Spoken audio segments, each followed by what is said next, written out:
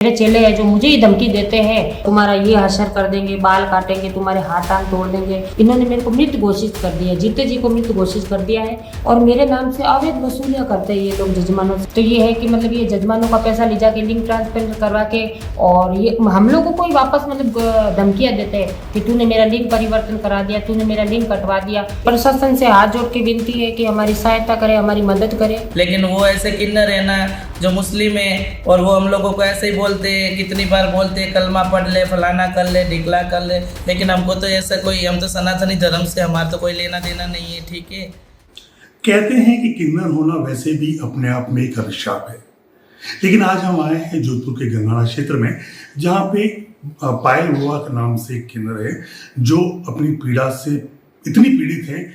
वैसे तो वो बीमार हैं, लेकिन बीमारी से कम, लेकिन अपने ही सहयोगियों से वो बहुत ज़्यादा पीड़ित है।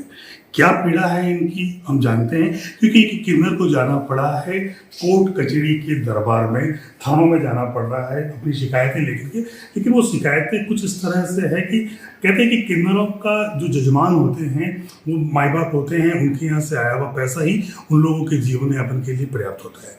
लेकिन अब इनको अपने जीवन यापन के लिए भी समस्याओं का सामना करना पड़ रहा है, क्योंकि कुछ शिष्याएं इनकी ऐसे भी हैं जो अपनी समस्याओं से इनको परेशान की जा रही है।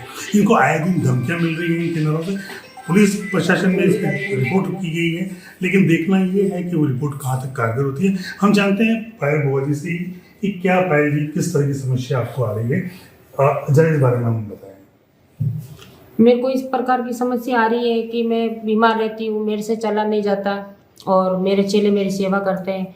कुछ चेले जो बाहर रहते हैं, किराए के मकानों में रहते हैं और अलग अलग मकान लेके रहते हैं किराए के, वहाँ से ये लोग आते हैं और आके मतलब मेरे नाम से अवैध वसूलियाँ करते हैं। और मतलब अवैध वसूलियाँ करते हैं तो वो मेरे जजमान को मैं जागरूक करना चाहूँगी। अब मैं बहुत लंबा टाइम हो गया, मैंने सोचा अभी भी ये सुधर जाएंगे, अभी भी ये इंसान बन जाएंगे, बाकी उनके अंदर इंसान बनने की दिमाग में सोच नहीं है।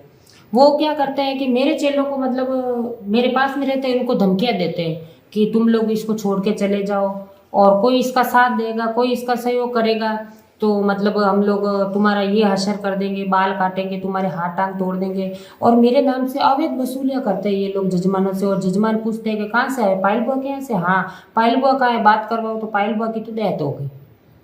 इन्होंने मेरे को मृत घोषित कर दिया, जीते जी को मृत घोषित कर दिया है और ये मेरे चेलों का उद्यम है। आपने इस बारे में बोरनरा थाने में रिपोर्ट भी की है। हाँ। आपकी क्या मांग है, क्या होना चाहिए? मेरी यही मांग है कि मतलब शहर में गुंडागर्दी नहीं हो और ये लोग कैंपर गाड़ियाँ लेके आएंगे, उनके आगे चैनल लगा के, बट्टे लगा लगा के स्कॉर्पियो गाड़ियाँ लेके आते हैं और लड़ाई झगड़ा करते हैं, गाड़ियों को टक्कर ठोकते हैं, टक्कर मारते हैं और गुंडे लाते हैं, झगड़ा करते हैं। तो उसमें कोई आम जनता का किसी का बच्चा भी आ गया या कोई पब्लिक आ गई, उनको लग गई तो उसका हर्जाना कौन भरेगा? कितना बड़ा नुकसान होगा शहर में। कहते हैं कि ये किन्नर जो है लिंग ट्रांसप्लांट करवाते हैं, ब्रेस्ट ट्रांसप्लांट करवाते हैं और फिर किन्नर बनते हैं, तो क्या क्या कहना चाहिए इस बारे में? सब अपनी मर्जी से लिंग ट्रांसपेरेंट सर्जरियाँ ये सब करवाते हैं, ब्रेस्ट इम्प्लांट डलवाते हैं और खूब अनोखी अनोखी मतलब जजमानों का पैसा ये मतलब आधे तो ये सर्जरियों में वगैरह इनमें ही डालते हैं।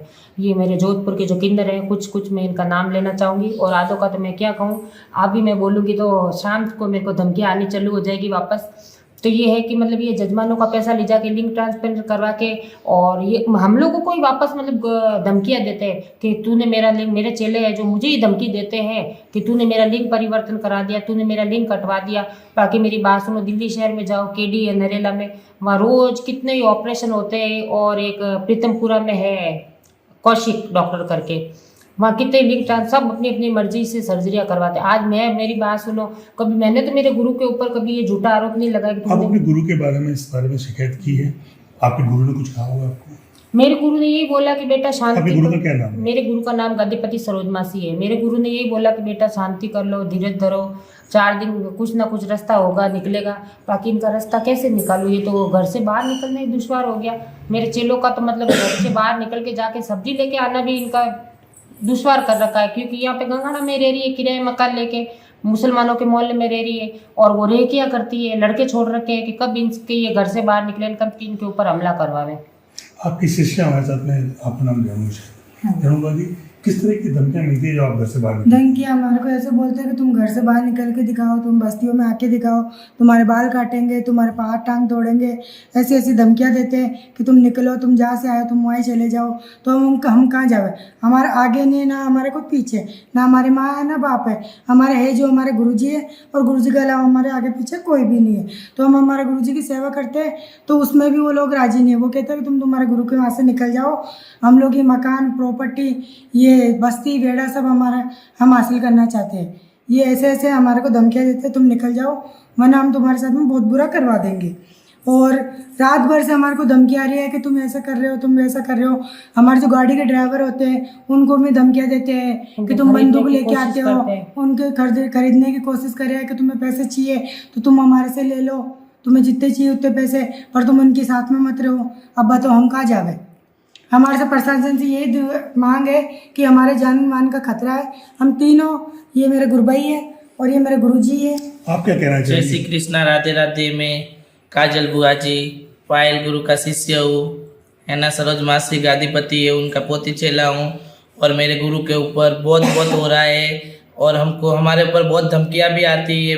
आज कितने दिनों से भी बहुत टाइम से धमकी आ रही है कि तू काजल किन्नर है, तू बाहर आएगी तेरा हाथ पैर तोड़ देंगे, तेरे ऊपर न जाने क्या क्या करेंगे, तू बाहर का है, यूं है, फलाना ढिकना।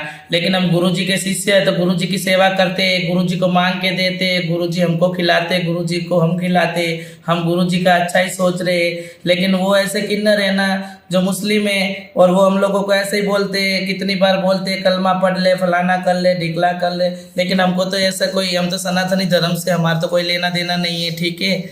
और हमारे ऊपर इतनी अत्याचार कर रही है, इसलिए हमको अच्छा नहीं लगता है। तो आपने देखा कि किस तरीके से किन्नर समाज में ये एक अपने आप में बहुत बड़ी पीड़ा है कि इन्हीं के शिष्य इन लोगों को कमाने के लिए मजबूर कर रहे हैं कि खुद घर से बाहर नहीं निकल पाते हैं और वो इन लोगों पे दादागिरी करते हैं। आप कुछ कहना चाह रही थी मेरी बात से? हाँ, बस मैं यही कहना चाह रही थी कि प्रशासन से हाथ जोड़ के विनती है कि हमारी सहायता करे, हमारी मदद करे। और मेरे पाल रोड के जजमान सरदारपुरा क्षेत्र हुआ और शास्त्री नगर हुआ, घांची कॉलोनी हुई, पाल रोड हुआ, खेमे का कुआ हुआ, मसूरिया हुआ, यहाँ के जजमानों से मैं यही निवेदन करती हूँ कि पायल बुआ मरी नहीं है, पायल बुआ जिंदी है। आपके घर पे कोई भी किन्नर आते हैं तो मेरे फ़ोन पे फ़ोन किया जाए, मेरे नंबरों पे फ़ोन किया जाए। ये मेरे नंबर है 7339941701। इन पे मुझे कॉल किया जाए और आप पूरी जानकारी लीजिए कि ये किन्नर सही जगह से आए हैं कि गलत जगह से आए हैं। तो देखा आपने कि इनके थानों में रिपोर्ट लिखने के बाद में अब देखना ये है कि प्रशासन इन किन्नरों को किस तरीके से पाबंद करता है ताकि इस तरीके की हरकतें ना करें। जोधपुर से रिपोर्ट भारत के लिए नवीन दत्त की रिपोर्ट।